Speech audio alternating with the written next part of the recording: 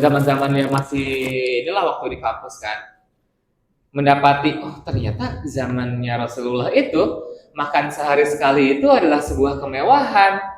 Kaget juga gitu. Karena selama ini kita itu didogma dengan makan 3 kali sehari. Gitu. Oh ternyata itu bukan budaya kita dan itu bukan budaya Islam. Gitu ya. Ditambah lagi dengan segala macamnya gitu ya, Bung ya. Segala macam masuk informasi ke kita ya, terus juga sekarang budaya kuliner yang sangat luar biasa gitu, masya Allah ya. Pokoknya jadi kayak nggak ada habisnya lah ya ke situ. Nah, dengan begitu banyaknya yang masuk ke dalam mulut kita, Allah kemudian memaksa kita untuk membersihkan diri kita, Bang. Kalau kagak kayak gitu mah, ya Allah kasihan banget usus kita, kasihan badan kita. Ya, nggak ada istirahatnya. Karena ternyata mengosongkan perut itu sangat penting. Gitu. Dan kita difasilitasi buat yang paling males sekalipun dalam setahun mah ada lah ya, gitu kan. Kalau buat yang rajin mah alhamdulillah. Gitu. Teman-teman, dalam dunia salah satunya ya, ini mas sebatas insight aja.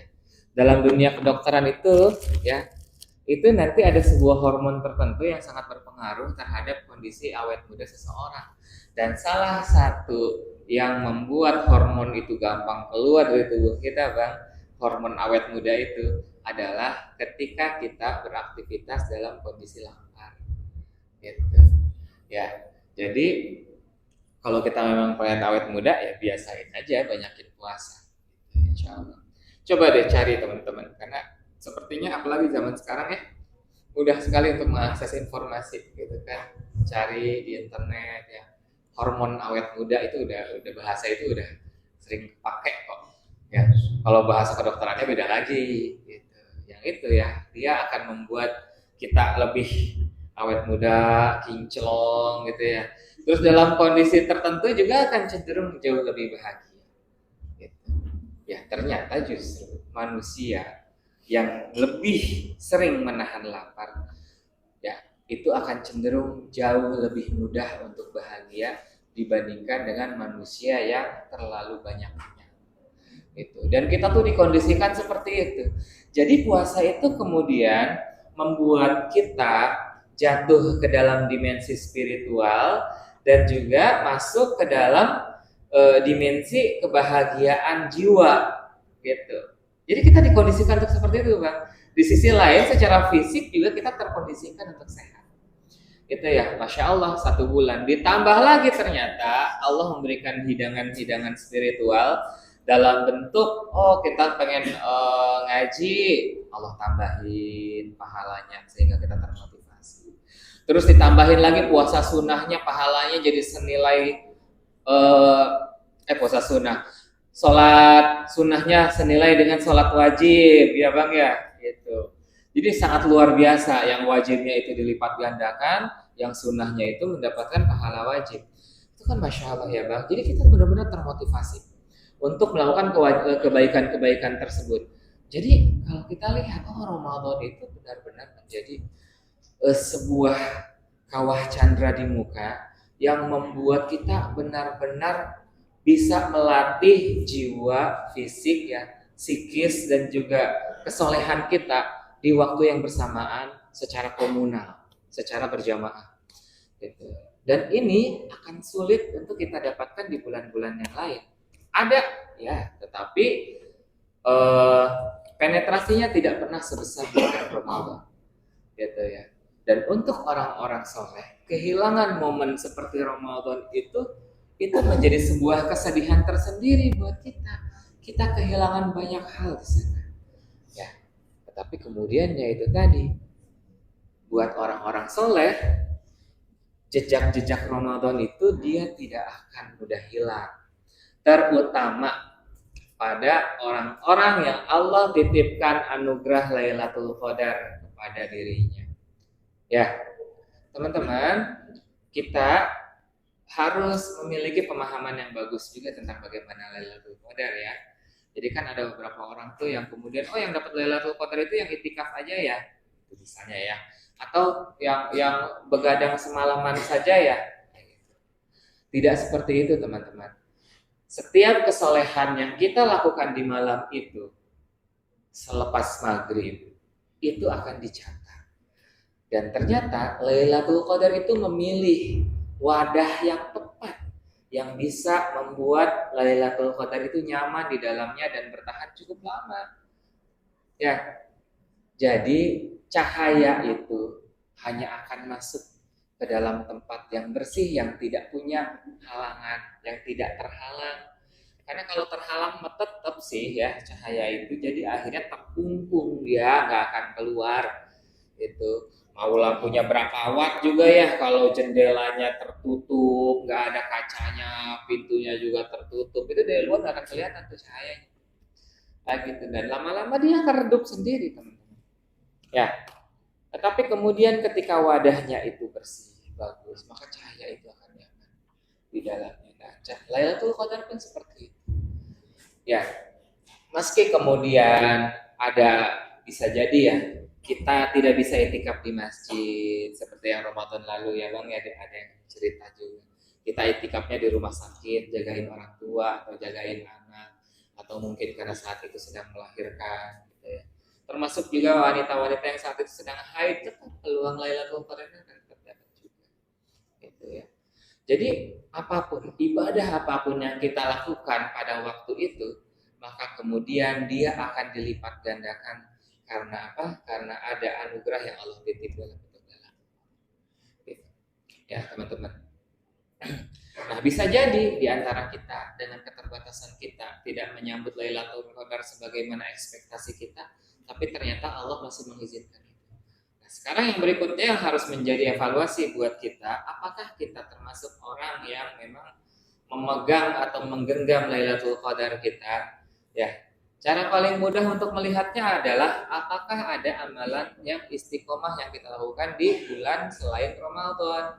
Kita lihat nih 11 bulan ini, kita mulai dari Syawal, jejak-jejak Ramadannya apa nih yang masih bisa? Ya enggak, bukan rengginangnya, ya, gitu. Atau nastarnya, bukan yang itu. Enggak, nastar mah hari pertama udah habis katanya. Itu saya ya, gitu. Ya, tapi ada kali kakarennya mah gitu ya. Kalian tahu gak sih kakarennya apa? Kakaren itu sisa-sisa kue lebaran, disebutnya kakaren. Tahu nggak Bang? Baru tahu. Baru tahu sama dulu. Ya, jadi seperti itu ya. Jejak-jejaknya itu masih ada dulu ketika Ramadan kita rajin baca Quran. Apakah saat ini lidah kita masih basah dengan Al-Quran? Itu ya. Kalau ternyata iya, Masya Allah, Alhamdulillah. Berarti kita mendapatkan Lailatul Qadar itu melalui bacaan Quran kita. Gitu ya. Ya. Terus juga salat tarawihnya waktu itu kita rajin banget ya. Apakah kemudian kita masih melakukan qiyamul lail dalam bentuk apapun teman-teman ya masih kita rutinkan. Entah itu kita ngerutinin sholat tobat ba'da isya 2 rakaat. Entah itu kita merutinkan sholat witir ba'da isya ya atau sebelum subuh bebas itu mah ya. Mau sholat hajat kek ya, mau sholat tahajud, terus juga mau sholat istikharah. Emang boleh istikharah tiap hari? Boleh. Bukan karena kita galau terus tiap hari, bukan. Tapi karena kita emang hanya ingin Allah yang ngatur hidup kita setiap hari. Gitu. Udahlah Allah aja yang ngatur tiap hari, kalau Allah yang ngatur mah enak hidup. Itu ya, nggak sibuk kita milihnya. Gitu. Apapun pilihan kita bakal Allah backup, bakal dibenerin sama Allah. Oh ternyata salah milih nih saya, itu bakal Allah bantu untuk menyelesaikan. Bisa jadi membantu hati kita tenang nerimanya, atau bisa jadi juga bakal Allah lurusin. Atau misalnya kita emang salah, orang tersebut atau pilihan tersebut akan segera disingkirkan. Namanya manusia mah akan selalu kita mah dekatnya sama kesalahan ya. Yang bikin kita dekat dengan kebenaran itu hanya dengan keimanan dan ketakwaan kita. Udah beres, selesai di situ. Itu ya. Tidak ada satupun manusia yang selalu benar dalam hidupnya. Ya, bahkan Nabi pun melakukan kesalahan. Cuma bedanya kalau Nabi mah langsung ditegur, ya sama malaikat, ya nggak sama Allah gitu. Ya, jadi langsung dilurusin lagi jalannya. Kalau kita mah kagak, kita ditegur malaikat takut mati kita mah ya. Yang tegurnya malaikat Israel langsung kan. Nauzubillah gitu ya. Woi benar gitu ya. Udah mau nyambut nyawa aja dia. Baru sekali salahnya gitu ya misalnya. Aduh astagfirullahaladzim. Aduh. Izin ya. Malaikat Israel. Izin. Takutnya kesinggung gitu. Malaikat Israel itu disebutkan ya paling ramahnya aja, paling ramahnya kan kalimatnya bisa membuat gempa bumi gitu kan. Israel tuh, itu ngomong yang paling ramah tuh, gitu kan. Gitu. Jadi bentaknya tuh udah kayak gimana gitu kita. Alhamdulillah ya, Masya Allah. Ya, jadi nah indikator-indikator ini nih yang kemudian harus kita introspeksi teman-teman. Ya, saya ngerasa memang udah langsung nih abis lebaran itu hancur aja semuanya gitu ya. Mulai dari hancur metabolisme tubuh karena kebanyakan makan rendang gitu kan. Ya, langsung gitu ya. Ya. Jadi momen lebaran kemarin itu banyak kolega yang meninggal ya Bang ya. Jadi kayak agak sedih juga sebenarnya ya. Gitu. Nah, jadi terus juga puasanya juga gitu. Kita nggak bisa langsung. Ya, Syawal tuh masih banyak teman-teman. Kalau teman-teman masih mau ya silahkan, mumpung masih banyak juga waktunya ya kita. Tetapi juga ibadah sunnah itu, puasa sunnah itu kan tidak selalu di bulan Syawal. Banyak, Insya Allah. Nanti ketemu Dzulqa'dah ada juga. Ketemu Muharram juga sama ya. Dzulhijjah juga sama tuh. Ada 10 hari pertama ya, tetapi memang di situ tidak sampai 10 hari juga ya, karena pada hari ke-10 kan haram kita puasa. Tetapi ternyata teman-teman yang dimaksud dengan ayam ma'dudat itu di dalam Al-Quran nyebutin kan ya ayam ma'dudat itu ya pada hari-hari tertentu itu kan yang udah Allah siapin itu ternyata bukan 10 malam terakhir di bulan Ramadan aja, tetapi 10 hari pertama di bulan Dzulhijjah itu kemuliaannya sangat luar biasa juga. Itu ya tidak kalah dengan 10 malam terakhir di bulan Ramadan. Jadi nanti masih ada lagi tuh ya momen-momen kayak gitu. Nah kita memantaskan diri teman-teman sekarang. Kita merasa hancur nih ya Ramadan karena kita ketemu Syawal. Pokoknya kita masih sibuk halal bihalal ya, halal bihalal temen TK, temen SD ya enggak sama mantan gitu ya bang. Dikumpulin semuanya mantannya se-RT ternyata. Ya gitu kan. Kayak siapa tuh ada ini kemarin ada yang cerita gitu ya. Kalau sama anak muda tuh ada aja cerita yang unik-unik ya, dia yang bikin grup WhatsApp sama mantan-mantannya kan, keren banget itu luar biasa. Iya, ya. Iya kan. Apakah untuk itu? Tidak lah, dia nabi bukan apa bukan, dia hanya tokoh aja, nggak usah ikut-ikutan lah yang macam-macam ya. Kalau hubungan baiknya sudah dengan yang ada sekarang ya udah itu aja cukup ya. Kecuali emang bisa sebaik itu juga, masya Allah. Ya, jadi kita memantaskan diri sekarang. Ya, kira-kira apa nih yang bisa saya kejar? Saya tuh pengen banget Allah melihat saya dan menilai saya sebagai orang yang sukses mendapatkan Lailatul Qadar. Maka kita memantaskan diri, kira-kira apa yang masih bisa kita lanjutkan berikutnya? Karena bisa jadi seperti itu juga, Bang. Itu ya. Apakah kemudian kita merutinkan puasa sunnahnya ya? Kita merutinkan puasa sunnahnya banyak banget, tinggal kita pilih. Apakah pengen yang Ayamul Bid atau pengen yang Daud gitu. Atau yang hari-hari tertentu aja, silahkan.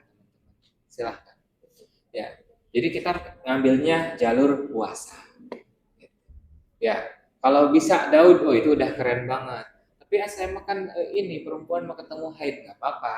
Nanti pada saat haid supaya tidak menghancurkan metabolisme, kita terusinnya dengan melaparkan diri.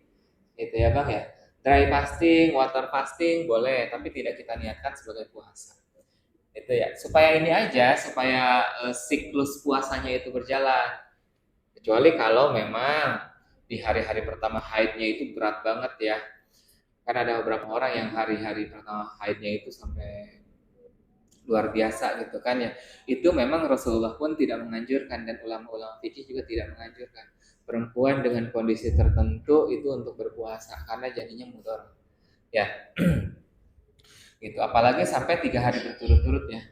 Perempuan dalam keadaan haid, terus eh, dan haidnya itu agak punya keunikan sendiri, itu dilarang keras dari agama dan juga kedokteran untuk puasa 3 hari berturut-turut, walaupun itu water fasting gitu kakak boleh. Gitu. Karena pada saat itu tubuh dia sedang menghadapi sesuatu yang sangat luar biasa. Kan salah satu bukti kebesaran Allah itu membuat perempuan memiliki sel telur, dan di situ seluruh tubuhnya itu bekerja sangat luar biasa tuh, gitu ya. Jadi dia butuh asupan terutama protein yang sangat luar biasa. Itulah kenapa agama kita kemudian tidak memberikan kewajiban puasa kepada perempuan yang sedang haid, ya, karena lebih butuh itu justru. Ya, 3 hari pertama makanlah yang banyak buat perempuan-perempuan yang haidnya eh, luar biasa ya.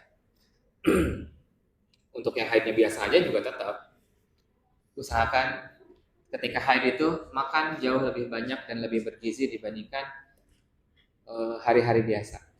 Jangan dulu seblak, jangan dulu Indomie, ya enggak? Ya kayak gitu-gitu jangan. Ya, oke, Allah alam bisawab. Nah, jadi poinnya itu ya, itu yang kemudian kita kejar, teman-teman. Amal apa nih yang kemudian akan menjadi rutinan buat kita karena kita pengen indikator Lailatul Qadar itu nempel di kita. Apapun itu bebas, teman-teman. Apakah itu kita jadi berbicaranya jauh lebih santun? Apakah itu kemudian kita mengurangi paparan media sosial kita? Ya, apakah itu kemudian kita mengurangi paparan melihat yang buruk-buruk? Apakah kemudian kita mulai merutinkan lebih baik jadwal-jadwal pengajian kita, gitu. Ya, jadi hal-hal yang semacam itu kita coba kejar. Apa? Walaupun cuma satu ya, nggak usah dulu pengen yang langsung banyak, nggak usah serakah teman-teman.